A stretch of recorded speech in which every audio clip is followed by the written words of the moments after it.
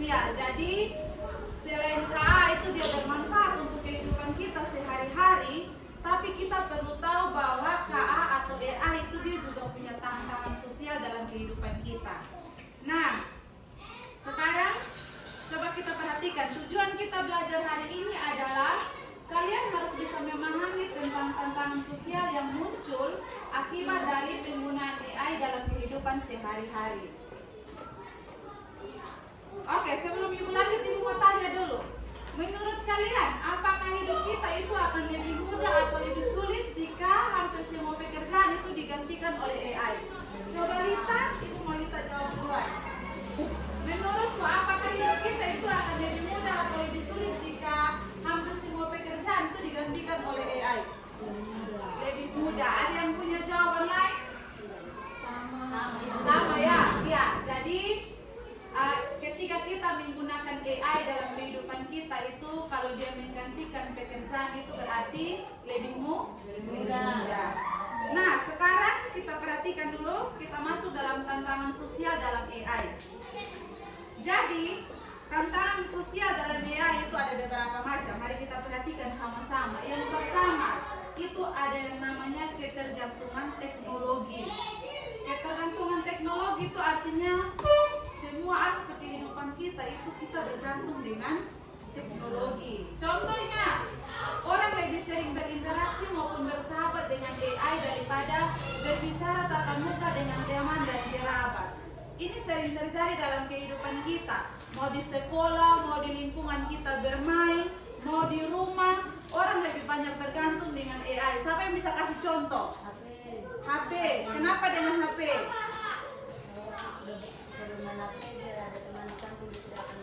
Biar kalau orang sudah bermain HP, biar ada teman di samping juga tidak berbicara. Orang bilang kita bilang dia tidak tahu ada teman di samping, tapi dia lebih banyak bermain HP. Ada contoh lain lagi? Ada contoh lain lagi dalam kehidupan kita sehari-hari?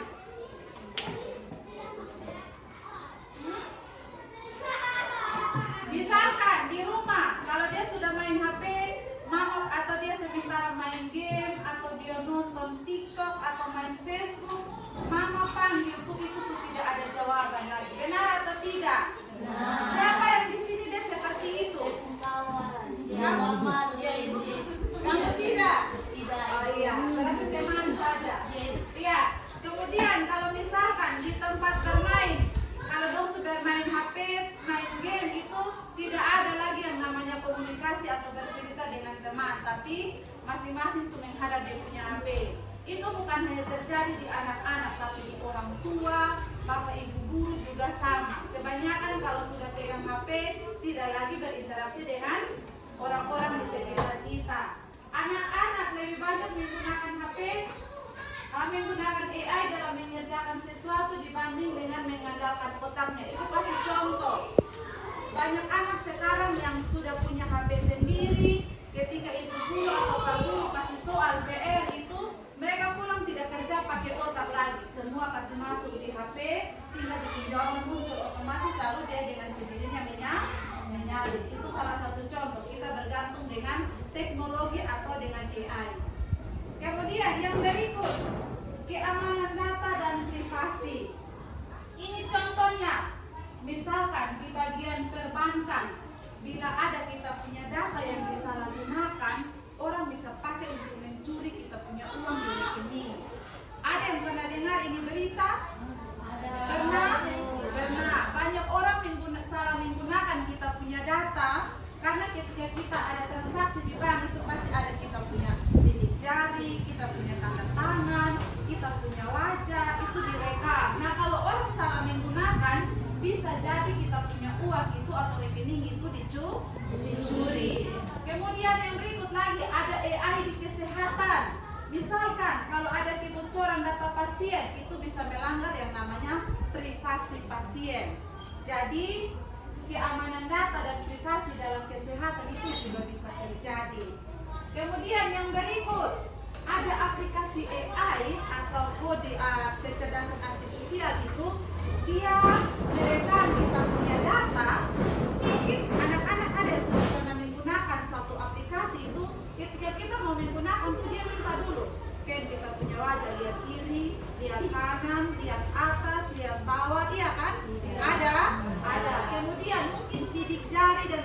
sebagainya. Nah, ada aplikasi-aplikasi tertentu itu yang mereka merekam data dan wajah kita serta sidik jari, tapi itu tidak aman. Jadi bisa saja orang pakai kita punya data, kita punya wajah itu mereka salah gunakan untuk kepentingan mereka tersendiri. Mungkin saja mau diretas atau mungkin mereka mau pakai ancam kita dan lain sebagainya. Itu yang kedua tentang keamanan data dan privasi. Kemudian yang ketiga ada plagiarisme atau yang namanya menyalin atau mengambil karya orang lain tanpa izin dan mengakuinya sebagai milik sendiri. Ibu kasih contoh penggunaan ChatGPT. Kalau dia mau mencari satu soal punya jawaban, ketika itu jawaban muncul, dia dengan utuh ambil semua itu bagian yang dari ChatGPT dan dia gunakan kalau itu dia punya. Ada juga orang lain yang mungkin ambil hasil kerja dari ChatGPT, mereka salin otomatis bikin di bagian bawah dia punya nama. Padahal itu bukan hasil kerja dia sendiri. Itu yang dia punya nama dengan plagiarisme dan itu sudah sering terjadi. Kemudian yang keempat itu pengangguran teknologi. Pengangguran teknologi ini ibu kasih contoh, misalkan yang pertama di bidang transportasi. Sekarang ini ada mobil yang namanya mobil Tesla, itu dia tidak membutuhkan supir untuk mengemudi. Dengan sendirinya AI itu sudah merancang dan membuat dia untuk mengemudi kemana-mana tanpa supir. Jadi dia jalan sendiri, tinggal kita kasih instruksi dia jalan. Nah ini nih menimbulkan itu mobil. Kemudian yang kedua, misalkan robot pembersih di rumah. Orang sekarang tidak pakai pembantu lagi untuk menyapu, untuk cuci pakaian dan lain-lain. Itu robot kecil itu tinggal sebelum bekerja mereka tekan kasih nyala, sudah dia jalan sendiri keliling rumah, pulang rumah sudah bersih. Mesin cuci juga sekarang tidak kayak kita mesin yang dulu yang pakai 2 tabung, sekarang 1 tabung saja. Tinggal kasih masuk pakaian, pulang dari tempat kerja datang pakaian sudah bersih dan sudah kering. Iya, kemudian yang berikut, sekarang juga karena zaman semakin canggih, AI semakin canggih, sudah ada robot yang bisa menggantikan peran seorang dokter. Jadi ada robot yang sudah bisa operasi, sudah bisa merawat luka. Itu mungkin belum ada di kita Indonesia, tapi sudah ada di luar negeri. Dan ini masih sedikit. Ada banyak hal lain lagi yang sekarang ini AI ini sudah lebih berperan. Nah, otomatis akan terjadi yang namanya pengangguran teknologi. Orang tidak lagi menggunakan tenaga manusia untuk bekerja. Otomatis berarti lapangan pekerjaan itu juga semakin sedikit. Nah, ini 4 tantangan dalam kita menggunakan AI. Tantangan sosial dalam kita menggunakan AI. Mungkin dari penjelasan Ibu tentang ini 4 tantangan, ada yang mau bertanya? Semua bisa mengerti? Bisa dimengerti? Atau Lita mau tanya? Tidak? Tidak ada yang tanya? Oke, berarti semua mengerti ya? Baik, kalau semua mengerti, Ibu mau kasih tugas. Semua siap kertas, siap pulpen, Ibu kasih tugas. Ya,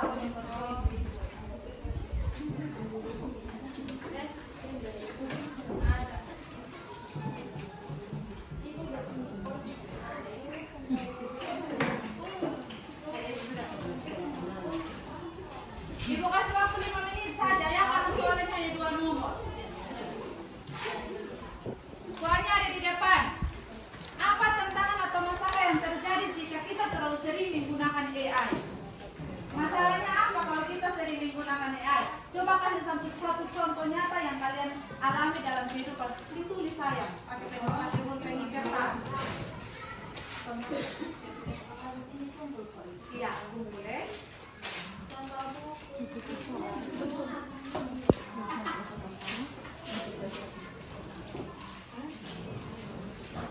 Ayo 5 menit saja ya. Ayo cepat kita.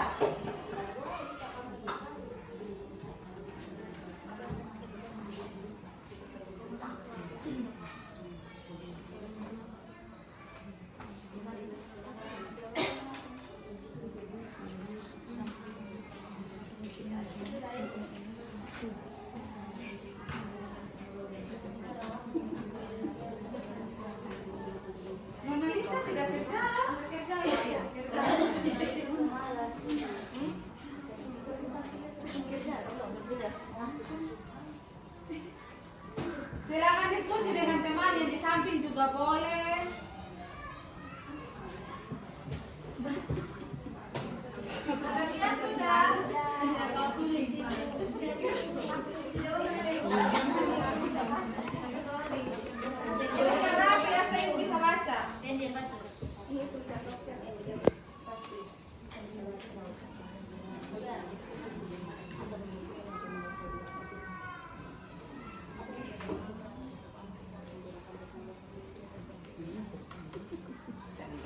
Masalah yang terjadi kalau kita sering menggunakan AI itu apa kira-kira?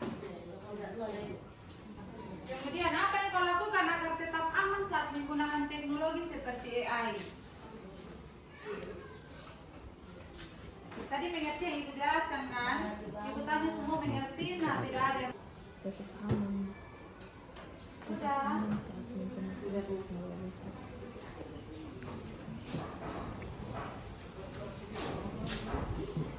Menjaga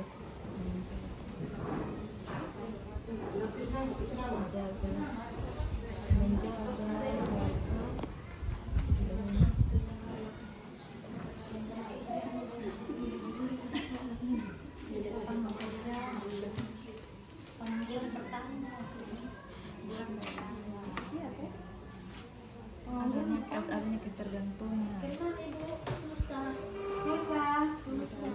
Ibu tanya mengerti, semua mengerti. Tidak adanya Pintar. Lanjut. Tambah.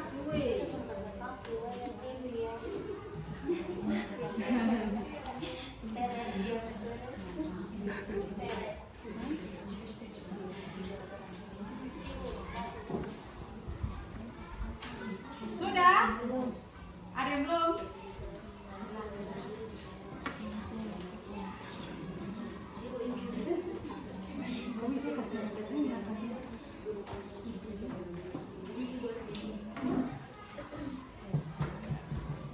Sudah?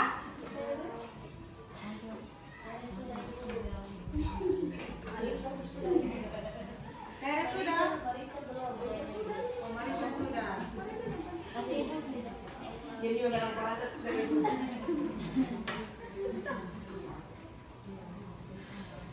Oke, kalau semua sudah, sekarang Ibu minta masing-masing baca dia punya. Oke, coba ini siapa yang duluan nih? Lita, ayo Lita baca Lita punya duluan. Baik, terima kasih untuk kesempatan yang diberikan. Perkenalkan, nama saya Lita. Untuk pertanyaan pertama, apa tantangan atau masalah yang terjadi jika kita terlalu sering menggunakan AI? Jawaban saya adalah akan membuat kita makin malas dalam beraktivitas.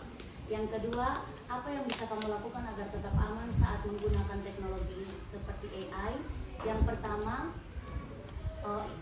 tidak memberi diri dikelola oleh AI, dalam hal ini tidak ketergantungan. Contohnya seperti yang tadi Ibu memberi contoh dalam penjelasan, tidak ketagihan bermain HP. Yang kedua, gunakan mesin cuci jika benar-benar sibuk. Oke, tepuk tangan dulu. Oke, yang berikut Marisa coba. Oh iya, yang di belakang angkat tangan, silakan. Ibu Marisa, oke silakan.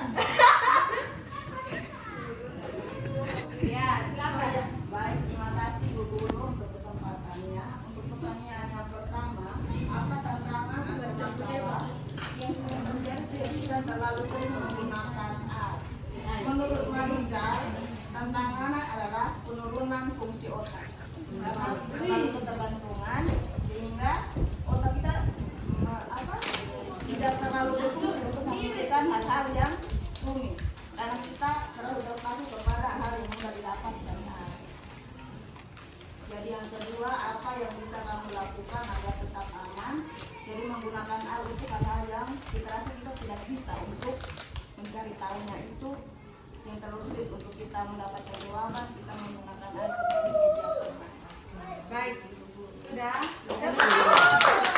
Oke, terima kasih. Yang berikut siapa yang di bagian belakang? Silakan. Hampir mirip Ibu. Jadi pertanyaan yang tadi, apa tantangan atau masalah yang terjadi jika kita terlalu sering menggunakan AI? Kita menjadi orang yang malas berpikir karena kita lebih sering mengandalkan AI untuk memecahkan soal atau pertanyaan. Oke. Terus yang kedua, apa yang bisa kamu lakukan agar tetap aman saat menggunakan teknologi seperti AI? Yaitu dengan mengikuti instruksi penggunaan teknologi AI dengan baik dan senantiasa waspada dalam menggunakan teknologi AI agar tidak terjadi kebocoran data. Itu saja dari saya. Oke, tepuk tangan dulu. Ibu minta jawabannya. Yang terakhir satu orang lagi mewakili. Oh, dua lagi kembali ya. Coba ini. Sesti jawab. Ayo, Sesti. Yes, bisa mau. Marica Sujal. Baik, pertanyaan yang pertama, apa tantangan atau masalah terjadi jika kita terlalu sering menggunakan AI? Yang pertama,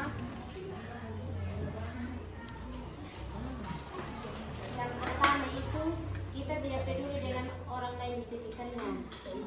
Dan kedua, nomor dua, apa yang bisa kamu lakukan agar tetap aman saat menggunakan teknologi seperti AI? Yang pertama itu di sini ada 3. 1. Jaga privasi. 2. Waspada konten berbahaya.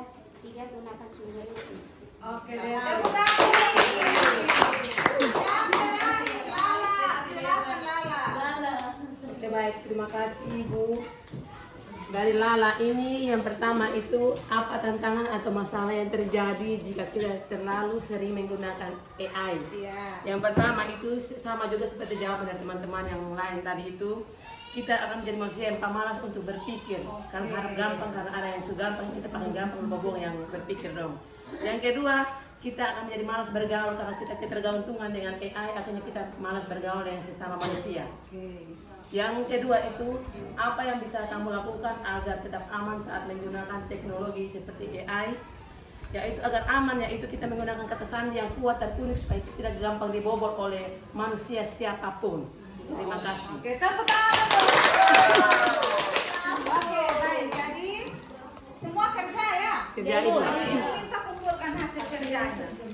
Ini ibu. Ada yang sudah kerja ya, Bu? Mana? Oke. Yang lain sudah semua? Oke, baik. Jadi